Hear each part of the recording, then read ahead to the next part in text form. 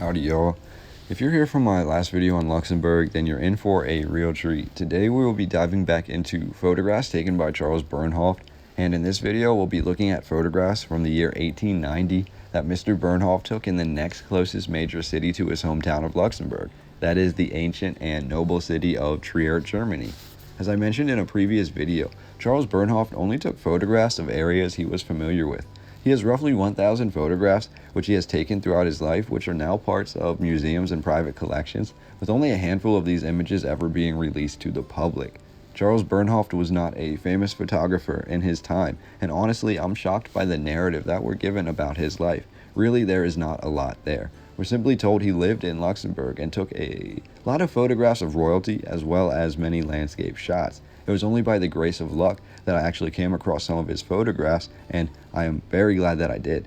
These images are absolutely fascinating.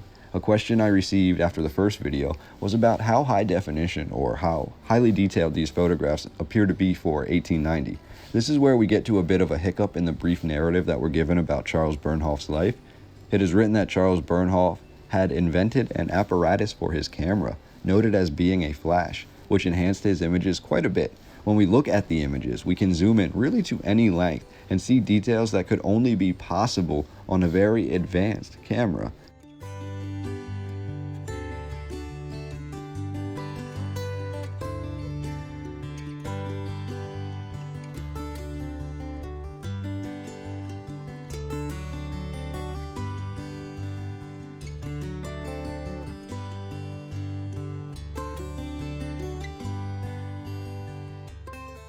Among the over 1,000 photographs Bernhoeft is said to have taken in his lifetime, only roughly 1/15 of these have ever been released or seen by the public. The only other land that Bernhoeft photographed? That was Trier, Germany. So in today's video, let's strap on our wetsuits and take a deep dive into these handful of images of Trier, Germany taken by Bernhoeft that I have discovered. These images are from a larger collection or a larger album that has not yet been fully released to the public, all said to be taken in the year of 1890. We will briefly discuss the current narrative history of Trier, how it relates to Luxembourg, and then we will take a moment to zoom in on the details of these photographs, and I will try to point out some of the more anomalous aspects of these images, which I see. So let's get right into it.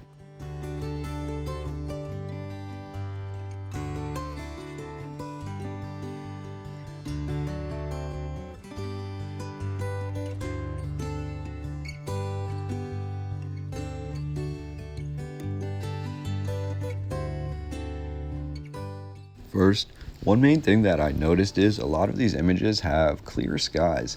Not that this should be an interesting fact, but if you're familiar with other old world photographs, many times they appear to be lacking a proper skyline.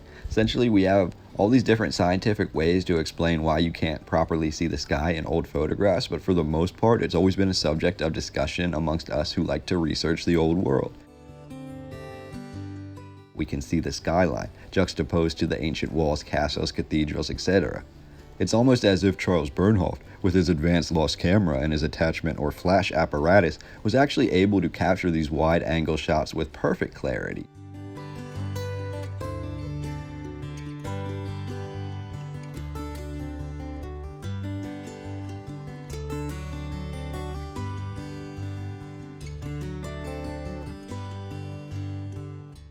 Now, just like Luxembourg, there are ancient walls everywhere in Trier. It's mesmerizing. Other commenters have made the realization that in modern times, many of the ancient walls in Luxembourg have been modified or removed. The walls which would seem to imply that an even more ancient culture was residing in this area. I think it's absolutely spot on to compare and contrast the old and the new. In Trier, we have a very similar history to Luxembourg. However, we do have one twist. We do have a form of an ancient mound builder. We are told that the first occupants of Trier in recorded history were Celtic or Celtic tribes who settled the area as Traiorum in the 4th century BCE. In many historic circles, and in the case of Trier, we see ancient earthworks also being created. That's worth mentioning here because many times the Celtic or Celtic tribes are generally associated with the red-headed giants that we often hear about in old world mythos. These red-headed humans of a large stature have actually had confirmed remains found in burial mounds all around the world, throughout Europe and as far away as Mexico and China. So that just makes it really interesting to me that we are told that the first tribes to occupy Trier were the Celts, roughly 300 years after the Celts arrived. Then the Roman conquest of Trier began in the 1st century BCE, and Trier became part of the Roman Empire. Interestingly, we are told Trier then became one of the largest cities in the Roman Empire by the 4th century, with an estimated population of over 100,000 people. Trier was the capital of Belgic Gaul. What I find this to be particularly interesting is, within 100 years of Trier becoming the powerhouse of Roman culture, Rome, and Trier more specifically, would fall. It is written that in the year 459, Trier fell under the control of the Franks. We see a very similar fate in Luxembourg, where the Franks would also take over right around the same time period in the 5th century. I've always wondered how this transition really took place, because most narratives of these old world cities really seem to leave out what the Frankish did in their time of rule. In Trier, we are told by 870, Trier had become part of the Holy Roman Empire, with little to no explanation on how Rome regained control of this area. Now, from here, the history is the same as in many other Holy Roman cities. Trier gains great strength and power, it rapidly grows, and just like it had back in Roman times, it gains a lot of history. We are told Trier is considered to be Germany's oldest city, but first, let us discuss how Trier actually became part of the Empire of Germany. When Trier joined the Holy Roman Empire in 870, Trier became the first and oldest bishop seat north of the Alps. The Archbishop of Trier was actually one of the 7 electors of the Holy Roman Empire, putting him on a short list of the most important people in the world at that time. The Archbishop of Trier was also considered to be the Prince of the Church, which is something I never heard of before, and he controlled the land from the French border to the Rhine. So essentially, Trier was a very important kingdom and central to the control scheme of the church at that time period. Luxembourg is the closest major city to Trier, roughly 31 miles away, and their fates seem to have been hand in hand with one another. Now, throughout the Holy Roman control of the area, we have a lot of advanced architecture that is said to have taken place at the time, but we also have a very interesting dichotomy in the narrative when it comes to education. In 1473, we have the University of Trier opening. With this, one could assume at the least Trier put importance on the concept of logic and intelligence and education. And with this education system in place, one can imagine that the population of Trier would begin to advance, possibly more quickly than its neighbors. Now, what really confounds me is that over 100 years after the University of Trier opening, in the year of 1581, we have the outbreak of the Trier witch trials. In a nutshell, this is written to be one of the worst witch trials in human history, and said to be the worst witch trial in European history, with a confirmed 368, but an estimated over 1,000 people being put to death for witchcraft in Trier. These witch trials continued for 12 years, only concluding in the year 1593. So, essentially, for over 12 years, we have the educated university city of Trier basically persecuting anyone who did not fit what the church believed in. It's absolutely ridiculous, and it's absolutely saddening. Now, looking into the 1600s and the 1700s, we're told Trier was under constant attack by France. Basically, whenever a major conflict would break out in other parts of Europe, France would take that as a justification to try to invade Trier. While throughout the 1600s and most of the 1700s, France was never successful, we do have France finally successfully invading Trier in the year 1794 during the French Revolution. Essentially, France then occupied Trier for roughly 21 years, until the end of the Napoleonic Wars in 1815, when Trier is then passed to the Kingdom of Prussia. Only at this time period could we really consider Trier truly gaining its German roots. However, it is worth making a few notes here. 1. Throughout my old world research, I find it interesting that many times we end up back in Prussia, whether it's looking at an invention or an aspect of war, or even the creation of a color for human use. Many times these narratives always seem to tie back to the German Empire and Prussia. We have a lot of information that has also been lost in Germany and in Prussia throughout the 2 world wars. I mention this because we have Charles Bernhoeft from Luxembourg, basically on the border with Trier and the German Empire. Charles Bernhoeft is said to have advanced equipment, a super detailed camera with a magnificent way to capture photographs with almost perfect clarity. Charles also has an apparatus that he is said to have invented, but may have come from this Prussian Empire. I only make mention of that because it's implied that Charles had these significant advancements in photography, yet his history was really unknown. Now, the next major event that they have listed here, and the second thing I want to mention here in Trier's history, is that Karl Marx is born in Trier. Now, a lot of people would link Karl Marx and Marxism with Germany and the Prussian Empire, but truly, Trier, where Marx was born, where he is from, only became part of the German Empire or Prussia 3 years before Karl Marx was born there. So I found that to be really interesting. Now, the last thing that stood out to me in this narrative is that we have a synagogue that's mentioned in this narrative repeatedly that I'd never really heard mentioned anywhere else before. And this is a synagogue called Zuckerbergstrasse. Obviously, in the entire narrative, we only really have a handful of buildings that are being mentioned here. We are told Zuckerbergstrasse contained many important and ancient relics and vessels of the past, and that the synagogue was actually being looted quite often, even before the outbreak of World War. I found that fact to be highly revealing. What exactly were people looking for in this building? What relics and vessels were stolen? Of course, we are told after the looting of the synagogue of Zuckerbergstrasse, the synagogue fell into disrepair, only to eventually be destroyed completely during the bombings of World War II.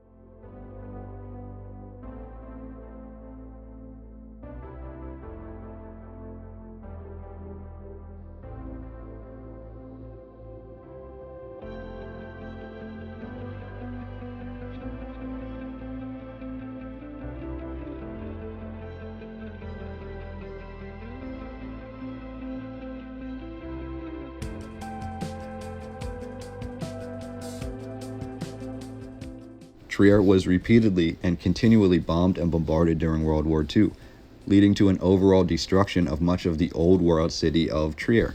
Many of the old world ruins and remains were destroyed, and even more of them were remodeled or rebuilt afterwards. Today, we can still see a beautiful amount of old world buildings in Trier. However, this is simply a mere fraction of what originally stood there. So I'm hoping with these photographs and with these images, we can begin to see the outline of the old world city.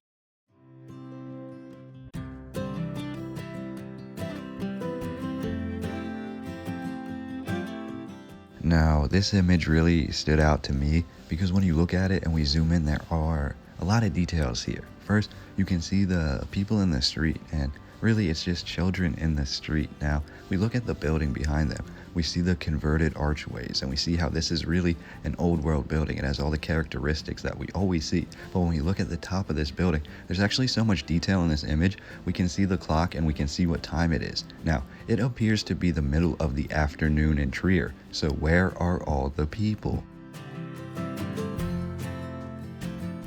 Trier really is a melting pot city with all these different layers of architecture.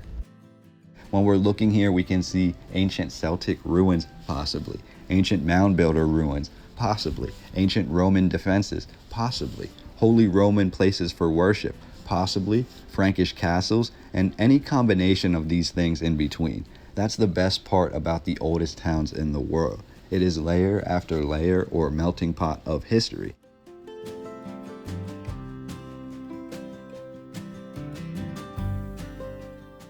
Let us begin this deepest dive into Trier as photographed in 1890 by Charles Bernhoeft. And let me know what you see and what stands out to you in the comments down below. If I was you, I would definitely leave a timestamp because I'd like to see what you see. I'd like to dive in with you, and I'll chime in the comments and we can break this narrative apart because that's something that I love to do, to talk about these things with you after the video. I think the geometric patterns here are absolutely fascinating. We're looking at one building and yet we see all these different patterns. We see the domes or the half domes. We also see the tower that is in the rectangular square shape. But the most interesting to me is the pillar or the spire in the back that is pyramid shaped, and it has some sort of antiquitech on top, just like most of these buildings do. It is absolutely remarkable, and as we zoom down and look at the building even more, you see geometric patterns everywhere, and I think these served a sort of purpose, a sort of indication of what this building was used for.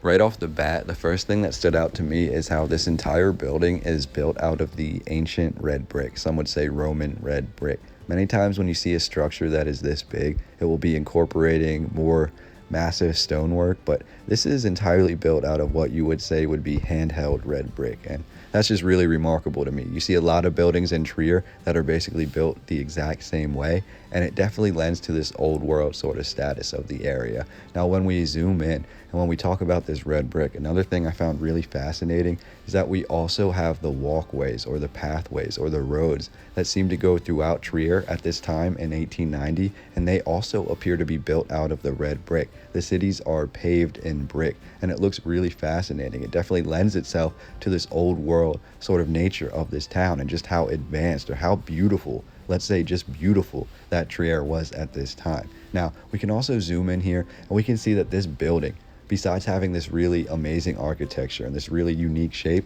it also goes for multiple layers or multiple stories underground, including windows that are now below ground level. You can also zoom in here and we can look at the humans that are out front of this building. And I'm not exactly sure what time this photograph was taken at, but what you will see is that the human beings themselves mainly appear to be children. So again, we pose the question, where is everyone?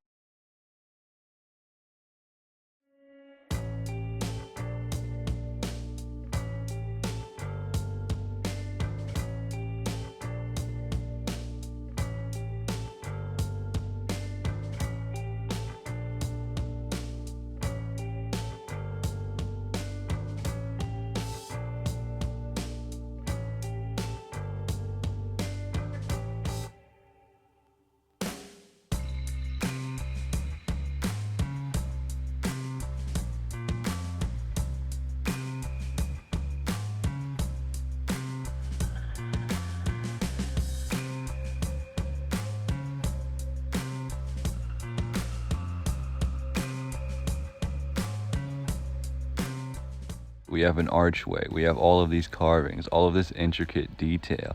We have this little staircase that leads up to what appears to be an octagon shaped seat, and then above it you have another octagon that's basically over your head as protection. It's very interesting. You wonder who would have been seated here. And then if you begin to look at cathedrals from a slightly different perspective, and we begin to question maybe if they actually did have healing properties or cleansing properties, would this be one of the areas where that cleansing or healing would be done? Because this is unlike anything I've really ever seen displayed in another Catholic or any really church before. I've never seen something like this, so I found this to be really, really interesting. And when you look at the details here, what you see is not specifically Roman Catholic artwork.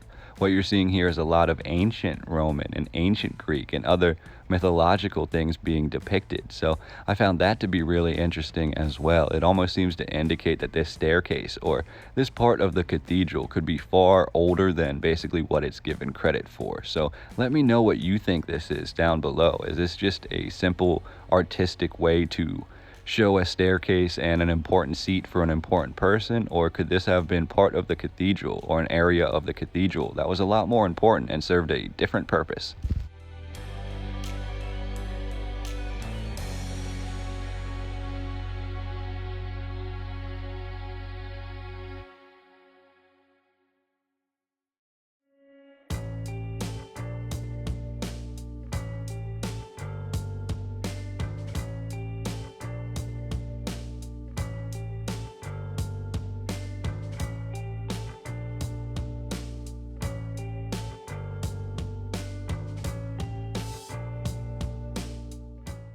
Here again, we're looking at some of the ancient and oldest buildings in Trier, and again, we're seeing a lot of interesting artwork. We're seeing a lot of mixing pots of different architectural styles, as well as different ways to top the buildings. All of these seem to have the cross on top. Some would call that the old antiquitech, but I find it interesting all the shapes of the buildings. We're looking at octagons, we're looking at circles, we see some pyramids, and it's all very fascinating. And then again, we see this tree out front that has this sort of stonework that is laid around it. So that's another aspect of this that really reminds me of the old world.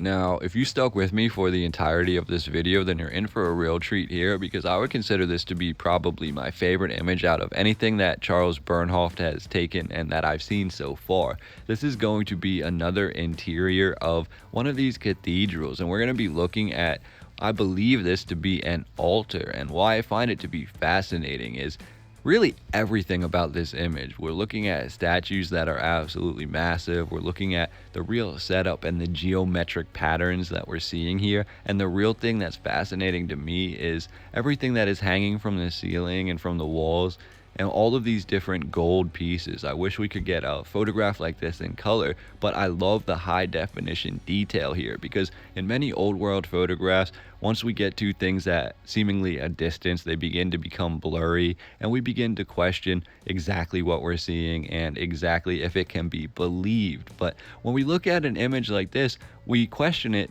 for the same reason, but not because it lacks detail, but because there is so much detail.